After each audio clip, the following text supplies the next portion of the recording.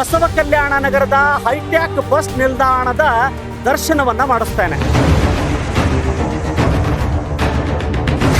ದನದ ಕೊಟ್ಟಿಗೆ ಅಂತ ಹೇಳಬೇಕಾಗುತ್ತೆ. ಉಚಿತ ಶುದ್ಧವಾದ ಕುಡಿಯುವ ನೀರು ಅಂತ ಹೇಳ್ತಾರೆ. ಸಾರ್ವಜನಿಕರು ನೀರು ಕುಡ್ಲಿಕ್ಕೆ ಸಾಧ್ಯ ಇದೆನಾ? ಇದು ಭೂತ್ ಬಂಗ್ಲೆಗಿಂತ ಕೆಟ್ಟ ಪರಿಸ್ಥಿತಿ. ಯಾಕೆ ಈ ರೀತಿಯಾಗಿರ್ತಕ್ಕಂಥ ವ್ಯವಸ್ಥೆ ಯಾಕಿದೆ ಅಂತ ತಾವು ಹೇಳ್ಬೋದಾ ಸರ್? ಜನ ಇಂಥ ವಾತಾವರಣದಲ್ಲೇ ಕೂತ್ಕೋತಾ ಇದ್ದಾರೆ, ಇಂಥ ವಾತಾವರಣದಲ್ಲೇ ಬದುಕ್ತಾ ಇದ್ದಾರೆ. ವೇದಿಕೆ ಸಿಕ್ಕರೆ ಸಾಕು ಅಭಿವೃದ್ಧಿಯ ಹರಿಕಾರರು ಅನ್ನೋ ರೀತಿಯಲ್ಲಿ ಮಾತಾಡ್ತೀರಿ.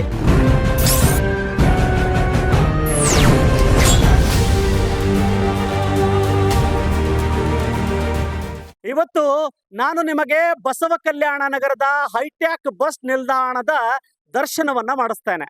ಈ ಬಸ್ ನಿಲ್ದಾಣ ಕಡಿಮೆ, ದನದ ಕೊಟ್ಟಿಗೆ ಅಂತ ಹೇಳಬೇಕಾಗುತ್ತೆ. ಆ ರೀತಿಯಾಗಿರ್ತಕ್ಕಂಥ ಪರಿಸ್ಥಿತಿ ಈ ಒಂದು ಬಸವ ಕಲ್ಯಾಣ ನಗರದ ಬಸ್ ನಿಲ್ದಾಣದ ಕಥೆಯನ್ನ ಹೇಳ್ತೇನೆ. ಮೊದಲನೇದಾಗಿ ನಿಮಗೆ ಉದ್ಘಾಟನೆ ಮಾಡ್ತೇನೆ. ಉಚಿತ ಶುದ್ಧವಾದ ಕುಡಿಯುವ ನೀರು ಅಂತ ಹೇಳ್ತಾರೆ. ಸ್ವಚ್ಛತೆ ಸಂಪೂರ್ಣವಾಗಿ ಮರೆಮಾಚಿದೆ. ನೀರು ಯಾವ ರೀತಿ ಬರ್ತಾ ಇದೆ ನೋಡಿ, ಇಲ್ಲೇ ಬಾಟಲ್ಗಳನ್ನ ಬಿಟ್ಟಿದ್ದಾರೆ. ಈ ರೀತಿಯಾಗಿ ಸ್ವಚ್ಛತೆಯನ್ನ ಕಾಪಾಡಿದ್ರೆ ಸಾರ್ವಜನಿಕರು ನೀರು ಕುಡ್ಲಿಕ್ಕೆ ಸಾಧ್ಯ ಇದೆನಾ? ಇಲ್ಲಿ ಕೆಲವೊಬ್ರು ಹೇಳ್ತಾ ಇದ್ರು, ಸರ್ ಇದು ನಾಗಲಕ್ಷ್ಮಿ ಚೌಧರಿ ಅವರು ಈ ಒಂದು ಸ್ಥಳಕ್ಕೆ ಭೇಟಿ ನೀಡಿರ್ತಕ್ಕಂಥ ಸಂದರ್ಭದಲ್ಲಿ ಆಗ ಮಾತ್ರ ಒಂದು ದಿನ ಇವರು ಪ್ರಾರಂಭ ಇಟ್ಟಿದ್ರು. ಅದಾದ ನಂತರ ಸಂಪೂರ್ಣವಾಗಿ ಬಂದ್ ಕೆಡವಿದ್ದಾರೆ. ಈ ಬಸ್ ನಿಲ್ದಾಣ ನೋಡಿದ್ರೆ ಭೂತ್ ಬಂಗ್ಲೆ ರೀತಿಯಾಗಿ ಕಾಣಿಸ್ತಾ ಇದೆ. ಈ ಸಂದರ್ಭದಲ್ಲಿ ಒಂದೊಂದಾಗಿ ನಿಮಗೆ ಈ ಸಂದರ್ಭದಲ್ಲಿ ತೋರಿಸ್ತೇನೆ. ಸಂಪೂರ್ಣವಾಗಿ ಸ್ವಚ್ಛತೆ ಮರೆಯಾಗಿರ್ತಕ್ಕಂಥದ್ದು. ಇಲ್ಲಿ ಸ್ವಚ್ಛತೆ ಸಂಪೂರ್ಣವಾಗಿ ಕಣ್ಮರೆಯಾಗಿದೆ. ಇಲ್ಲಿ ಕಸ ಹೊಡಿತಿರ್ತಕ್ಕಂಥವ್ರು ಇದಾರೋ ಇಲ್ವೋ ಗೊತ್ತಿಲ್ಲ. ಆದ್ರೆ ಇದು ಭೂತ್ ಬಂಗ್ಲೆಗಿಂತ ಕೆಟ್ಟ ಪರಿಸ್ಥಿತಿ ಬಸವ ಕಲ್ಯಾಣ ನಗರದ ಬಸ್ ನಿಲ್ದಾಣ ಅಂತ ಹೇಳ್ಬೋದು. ಪ್ರಯಾಣಿಕರು ನೋಡ್ರಿ ಇಲ್ಲಿ ಕೂತ್ಕೋತಾರೆ. ಈ ಸಂದರ್ಭದಲ್ಲಿ ನೋಡ್ಬೋದು ಎಷ್ಟೊಂದು ಗಲೀಜಾಗಿದೆ.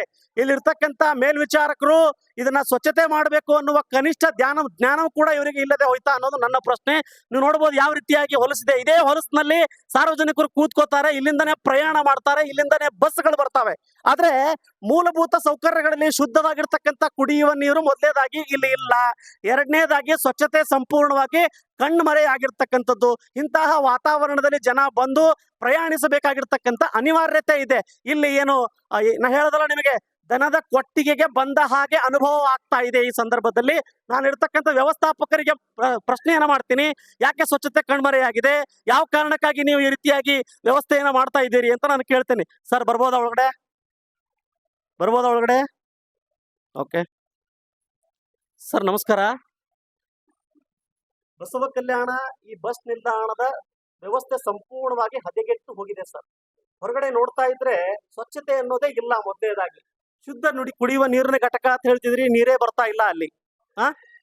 ಯಾಕೆ ಈ ರೀತಿಯಾಗಿರ್ತಕ್ಕಂಥ ವ್ಯವಸ್ಥೆ ಯಾಕಿದೆ ಅಂತ ತಾವು ಹೇಳ್ಬೋದಾ ಸರ್? ಇಲ್ಲ ಸರ್, ಸ್ವಲ್ಪ ಕರೆಂಟ್ ವೈರ್ ಹೋಗಿತ್ತು. ಇಲ್ಲ, ಕರೆಂಟ್ ವೈರ್ ಅಂತಲ್ಲ ಸರ್, ಸ್ವಚ್ಛತೆನೇ ಸಂಪೂರ್ಣವಾಗಿ ಈ 8:30 ಬರ್ತದೆ. ದಿನ ಬೆಳಗಾದ್ರೆ ಇದೇ ರೀತಿಯಾಗಿರ್ತಕ್ಕಂಥ ವಾತಾವರಣದಲ್ಲಿ ಸಾರ್ವಜನಿಕರು ಕೂತ್ಕೋಬೇಕು.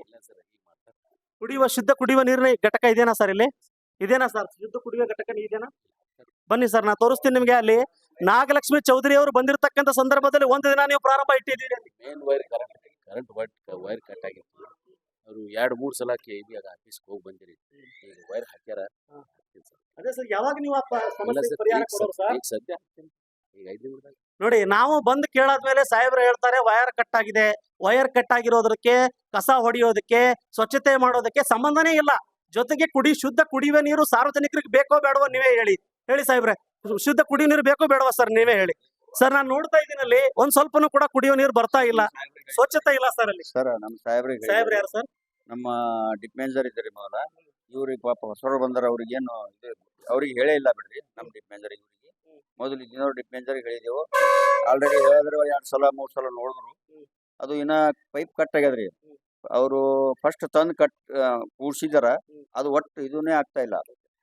ಸರ್, ಇದು ಸಾರ್ವಜನಿಕರ ಸ್ಥಳ. ಈ ಸಾರ್ವಜನಿಕರ ಸ್ಥಳದಲ್ಲಿ ಇರ್ತಕ್ಕಂಥ ಸಮಸ್ಯೆ ಕ್ಷಣ ಮಾತ್ರದಲ್ಲಿ ಬಗೆಹರಿಸಬೇಕು. ಇವ್ರ ಕತೆ ಹೇಳ್ಕತ್ತ ಪೈಪ್ ಇಲ್ಲ, ಅದು ಇಲ್ಲ, ಕರೆಂಟ್ ಇಲ್ಲ, ನೀರಿಲ್ಲ ಅಂತಂದ್ರೆ ಮತ್ತೆ ಬಸ್ ನಿಲ್ದಾಣ ಯಾಕೆ ಬೇಕು ಸರ್? ನೀರೆಲ್ಲ ಸಾಕಷ್ಟು ಅದಾವ ಸರ್. ನೀವು ನೋಡ್ತಾ ಇದಿರಲ್ಲ, ಇದು ದನದ ಕೊಟ್ಟಿಗೆಗಿಂತ ಕಡಿಗೆ ಆಗಿದೆ ಸರ್. ಬೇಕಾದ್ರೆ ನಾನು ತೋರಿಸ್ತಿರ್ತಾರೆ ಹೊರಗಡೆ ನಿಮ್ಗೆ. ಸರ್ ಅವ್ರು ಜಾಡು ಹೊಡೆಯೋರು ಬರ್ಬೇಕು ಸರ್. 8 ಗಂಟೆ ಒಳಗಡೆ ಬರ್ಬೇಕು. ಇನ್ನೊಂದು ಜಾಡು ಹೊಡೆಯೋರು ಬಂದಿಲ್ಲ ಸರ್. ಈ ರೀತಿಯಾಗಿ ನಿರ್ಲಕ್ಷ್ಯವನ್ನ ಈ ಬಸ್ ನಿಲ್ದಾಣದಲ್ಲಿದೆ. ಸಬೂಬು ನಡೆಯೋದಿಲ್ಲ. ಸಾರ್ವಜನಿಕರ ಸ್ಥಳದಲ್ಲಿ ಸ್ವಚ್ಛತೆ ಅನ್ನೋದು ಮೊದಲೇದಾಗಿರ್ಬೇಕು. ಶುದ್ಧ ಕುಡಿಯುವ ನೀರು ಇರಬೇಕು. ಎಲ್ಲಿದೆ ಶುದ್ಧ ಕುಡಿಯುವ ನೀರು? ಜನ ಇಂಥ ವಾತಾವರಣದಲ್ಲೇ ಕೂತ್ಕೋತಾ ಇದ್ದಾರೆ, ಇಂಥ ವಾತಾವರಣದಲ್ಲೇ ಬದುಕ್ತಾ ಇದ್ದಾರೆ. ಇದಕ್ಕೆ ಸಂಬಂಧಪಟ್ಟಿರ್ತಕ್ಕಂಥ ಅಧಿಕಾರಿಗಳು ಜೊತೆಗೆ ಈ ಕ್ಷೇತ್ರದ ಶಾಸಕರ ಗಮನಕ್ಕೂ ಕೂಡ ತರಲಿಕ್ಕೆ ಪ್ರಯತ್ನ ಪಡ್ತಾ ಇದ್ದೀನಿ. ಸರ್, ನೀವು ವೇದಿಕೆ ಸಿಕ್ಕರೆ ಸಾಕು ಅಭಿವೃದ್ಧಿಯ ಹರಿಕಾರರು ಅನ್ನೋ ರೀತಿಯಲ್ಲಿ ಮಾತಾಡ್ತೀರಿ. ಸರ್, ಇದು ನಿಮ್ಮ ಬಸವ ಕಲ್ಯಾಣ ನಗರದ ಬಸ್ ನಿಲ್ದಾಣದ ಹಣೆ ಬರಹ. ಸಾವಿರಾರು ಸಂಖ್ಯೆಯಲ್ಲಿ ಜನ ಬಂದು ಪ್ರಯಾಣವನ್ನ ಮಾಡ್ತಿರ್ತಕ್ಕಂಥ ಜಾಗದಲ್ಲಿ ಮೂಲಭೂತ ಸೌಕರ್ಯಗಳೇ ಇಲ್ಲ ಸರ್. ಮೂಲಭೂತ ಸೌಕರ್ಯ ಅಂದ್ರೆ ಏನು ಗೊತ್ತಾ ಸರ್ ನಿಮ್ಗೆ? ಶುದ್ಧ ಕುಡಿಯುವ ನೀರಿನ ಘಟಕ ಅಲ್ಲಿದೆ, ನೀರೇ ಬರ್ತಾ ಇಲ್ಲ, ಹೊಲಸಾಗಿದೆ. ಎರಡನೇದು, ಸ್ವಚ್ಛವಾಗಿರ್ತಕ್ಕಂಥ ವಾತಾವರಣ. ಅವ್ರಿಗೆ ಏನ್ ಅನ್ಸ್ಬೇಕು? ತಿಪ್ಪೆ ಗುಂಡೆಯಲ್ಲಿ ಬಂದು ಕೂತ್ಕೊಂಡಿವಿ ಅನ್ಸ್ಕೋಬೇಕಾ ಸಾರ್ವಜನಿಕರು? ಇಂತಹ ಪರಿಸ್ಥಿತಿಯಲ್ಲಿ ಜನ ಪ್ರಯಾಣ ಮಾಡ್ತಿದ್ದಾರೆ.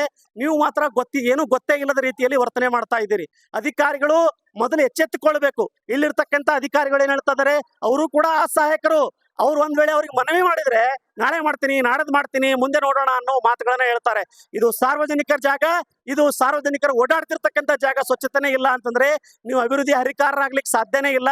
ನಿಮ್ಗೆ ಅಭಿವೃದ್ಧಿ ಬಗ್ಗೆ ಚಿಂತನೆ ಇಲ್ಲ ಅಂತ ನೇರವಾಗಿ ಮುಖದ ಮೇಲೆ ಈ ಕ್ಷೇತ್ರದ ಶಾಸಕರಿಗೆ ಹೇಳೋದಕ್ಕೆ ಬಯಸ್ತೇನೆ.